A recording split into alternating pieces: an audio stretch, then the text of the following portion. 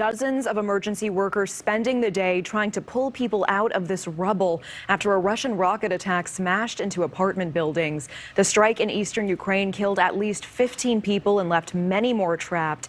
This weekend's blast destroyed 3 buildings. This is in a residential quarter that's mostly inhabited by people who work at nearby factories.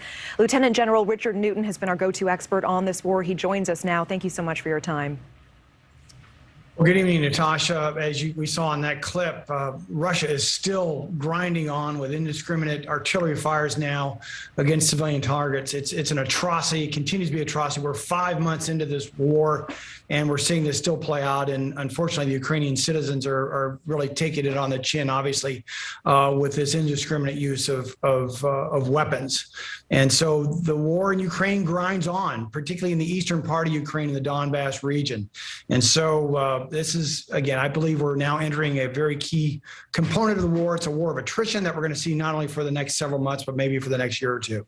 You know, a few days ago, Vladimir Putin warned Ukraine to accept Moscow's terms or brace for the worst, claiming that Russia has not really started anything yet in earnest. How seriously do you take this? Is it all just bluster? It is bluster, but I take it very seriously. His 3 audiences that he's really trying to use his strategic communication or even his psychological warfare words against are, first off, his domestic audience, the Russian people, to make sure that he shores up not necessarily their support, but he tells them that he is under some modicum of control of the situation in Ukraine and so forth. Secondly, it's also against the Ukrainian government, particularly President Zelensky. He's trying to, they have a very strong political will still in this campaign, as I mentioned, 5 months into this. So he's trying to maybe try to break the will of the government. Not so easy, but perhaps the people.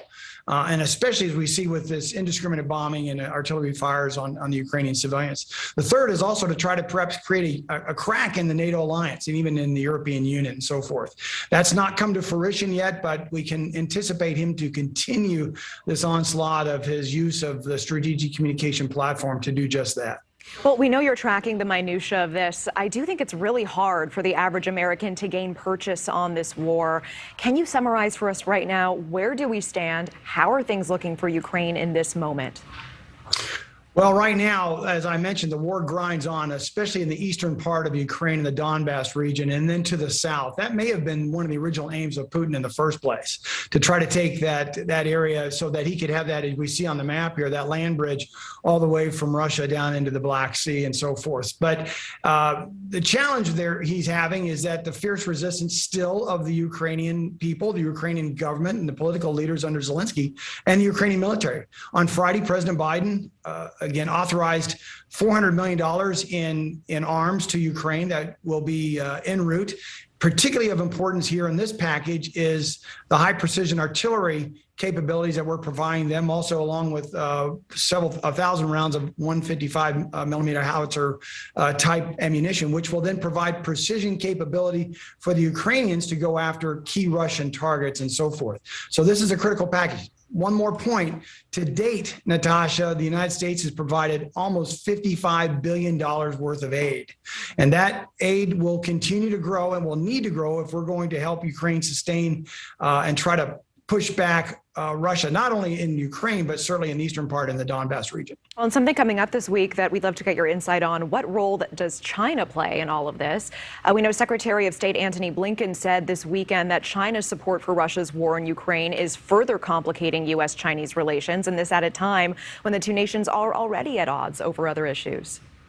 Exactly. In Indonesia just yesterday, Secretary Blinken at a summit of 20 of U.S. World industrial nations made a case against China to try to, again, encourage them to join the rest of the free world in lambasting and going against Russia's onslaught of Ukraine. It's a tough position, though, for the administration, for President Biden and for Secretary Blinken, because all the while trying to encourage them to join the West in trying to thwart Russia at this point, but also at the same time, we're trying to, China is our #1 adversary. And we're also trying to shore up the rest of the world in terms of coming to grips with them growing as an adversary, not only for the United States, but for the free world, economically, financially, certainly militarily, and so forth. They are the fastest growing military, certainly I've seen them in my lifetime, but now across the world, that they are gaining not only in their tactical weapons, but their strategic nuclear weapons as well. Well, Blinken also said that Russia's food blockade of Ukraine may be a contributing factor to what's happening in Sri Lanka. That's another situation we're tracking. What should we know about the upheaval there? Well, it is. Sri Lanka actually is the oldest democracy in Asia. And there are 100,000 protesters, as we're seeing across our screen right now, protesting against really what they believe to be the mismanagement of the economy and the financial institutions of both the president and the prime minister against the Sri Lanka financial institutions and so forth. So they have literally attacked the prime ministers and presidents, their official residence. My sources tell me that they also burned down the private home of the prime minister and so forth. So you have hundreds of thousands of people, but really what's happening is the 22 million or so population, there's millions who are lacking access to food and medicine and fuels and so forth. And so that is fueling, pardon the pun, but that's fueling this protest that's creating havoc in what has been known as a traditionally fairly stable country. All right, Lieutenant General Richard Newton, we appreciate your insights as always. Have a great evening. Thank you, Natasha. Thank you for watching. Go to newsnationnow.com to find News Nation on your television provider. And don't forget to click the red subscribe button below to get more of News Nation's fact-driven, unbiased coverage.